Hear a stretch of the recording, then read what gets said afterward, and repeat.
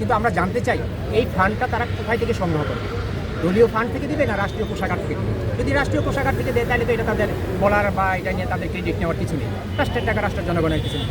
যদি দলীয়ভাবে তারা এই কৃষি কার্ড আর ফ্যামিলি কার্ডের অর্থায়ন করে থাকে তাহলে এটা তাদের প্রশংসার দিত, এটা তারা ক্রেডিট দিতে পারে। আমরা তিনটি দাবিতে আজকে এখানে এসেছি। প্রথম দাবি হচ্ছে আমাদের যে সংস্কার সংবিধান সংস্কার পরিষদের শপথ নিয়ে জুলাই সনদ বাস্তবায়ন এবং গণভোটের রায় বাস্তবায়ন করা, এবং দ্বিতীয়ত হচ্ছে আমরা জুলাই গণপুত্থানের সময় যে গণহত্যা হয়েছে সেই গণহত্যার বিচার দাবি করে আপনারা দেখেছেন যে আমাদের সাথে শহীদ পরিবারের সদস্যরা ছিলেন। এবং আমাদের তৃতীয় দাবি হচ্ছে রাষ্ট্রপতি চুপ্পুর অপসারণ অভিশংসন আমরা চেয়েছি। এখন নতুন সংসদের কাছে আমাদের যে সংসদ জুলাই গণঅভ্যুত্থানের কারণে যে নির্বাচন হয়েছে, এই নির্বাচনের মাধ্যমে তারা সংসদ সদস্য হয়েছে, তাদের কাছে আমরা আপনাদের দাবি পূরণ না হলে পরবর্তীতে কোনো কর্মসূচি আছে আমরা আজকে দেখতে চাই আজকে সংসদে কি ধরনের সিদ্ধান্ত আসে, তার প্রেক্ষিতে আমরা পরবর্তী বাঙালি জাতির এক প্রত্যাশা ছিল জুলাইয়ের সনদ, সেই জুলাইয়ের সনদকে উপেক্ষা করা হয়েছে। আজকে আমি বলবো যে গণভোট জুলাই সনদের যে মূল ভিত্তি ছিল সেই মূল ভিত্তিকে উপেক্ষা করা হয়েছে। এদেশের জনগণ মানবে না, পুরাতন পেশিবাদে ফিরে যাবে না।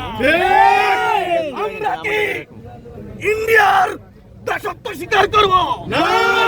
আমরা কি কোন রাজনৈতিক শক্তির কাছে পদদলিত হব না? আওয়ামী লীগ কি তার এজেন্ডা বাস্তবায়ন করবে না? আমি আজকে এই মহান সংসদে মাননীয় প্রধান মন্ত্রীর দৃষ্টি নিবন্ধন করেছি। আপনি নির্বাচনের পূর্বে বলেছিলেন যে ভোটে ভোট দেওয়ার জন্য এদেশের জনগণ শহীদ প্রেসিডেন্টের উত্তরসূরি বেগম খালেদা জিয়ার উত্তরসূরিকে ভোট দিয়ে নির্বাচনে নির্বাচিত করেছে, জনগণের সাথে প্রতারণা করেছে। আজকে জুলাই যোদ্ধারা প্রাণ দিয়েছে, আজকে ন্যায় ভিত্তিক শোষণ মুক্ত ইনসাফের বাংলাদেশ গঠন হবে। জুলাই যোদ্ধারা প্রাণ দিয়েছে, তাদেরকে সম্মানিত করা হয় নাই। আজকে আমরা চাই কিছু সরকার দলীয় লোকেরা ওই পারে এবং আওয়ামী লীগের এজেন্ডা বাস্তবায়ন করতে চায়, সেটা হতে দিব না। আমরা চাই এই মহাসংসদে জনগণের কথা হবে, এদেশের মানুষের কথা হবে, কিন্তু এদেশে সেটা বাস্তবায়ন করতে দিবে না এই সরকারি দল। আর পুরাতন পেশিবাদে আমরা ফিরে যাব না। আমরা জুলাই সনদকে বাস্তবায়ন করার জন্য প্রধানমন্ত্রীকে আকুল আবেদন জানাই। জুলাই সনদ বাস্তবায়ন করে এদেশের মানুষের প্রত্যাশা পূরণ করে একটি শোষণ মুক্ত, জুলুম মুক্ত, ন্যায় ভিত্তিক কল্যাণ। রাষ্ট্রীয় টাকা রাষ্ট্রীয় অর্থাগার থেকে এটা খরচ করা হবে, কিন্তু প্রকল্পটা দিয়েছে দলীয়ভাবে, এটা আহামরি তাদের ক্রেডিট না। রাষ্ট্রের টাকা রাষ্ট্রের জনগণকে দিবে, রাষ্ট্রীয় প্রকল্প। এটা তারা নির্বাচনের আগে বলেছিল, যদিও এটা বলা ঠিক হয় নাই। এটা একটা প্রলুব্ধ করে ঘুষ দেওয়া, সরাসরি বলবো। নির্বাচন কমিশন এগুলি এড়িয়ে গিয়েছে, এগুলি দেখে নেই। আপনি আমাকে ভোট দিবেন, আপনাকে ভাই আমি 1000 টাকা দিব। যেরকম যে অপরাধ, ভাই আপনি আমাকে ভোট দিলে আপনাকে ফ্যামিলি কার্ড দিব, কৃষি কার্ড দিব, ওই একই প্রলোভন, মানে ভিন্ন মাত্রায়।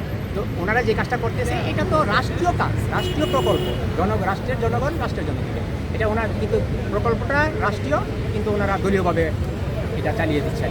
তো আমি বলবো এগুলি জনগণের উন্নয়নের জন্য তেমন একটা কিছু না।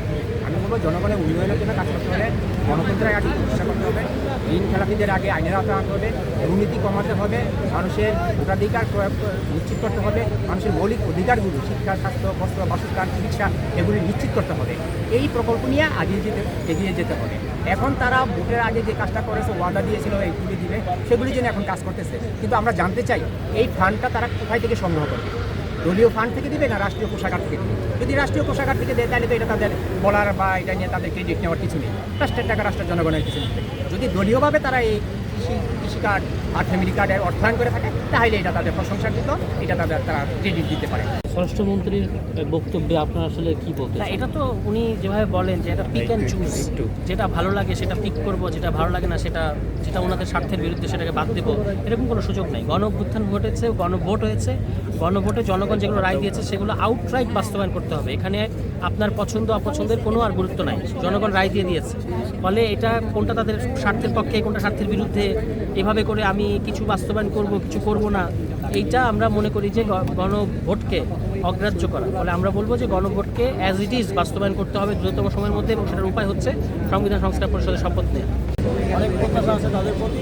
প্রথম দিনে তাদেরকে প্রমাণ দিতে হবে যে তারা ফ্যাসিবাদের যে রাষ্ট্রপতি তার পক্ষাবলম্বন কর্তৃক নাকি তার বিপক্ষে যাবেন, এবং প্রথম দিনে তাদেরকে প্রমাণ দিতে হবে তারা তাদের গণপ্রচারের পক্ষে কিনা, তারা দেশের পক্ষে কিনা, এবং ফ্যাসিবাদের বিষয়ে তাদের অবস্থান কী।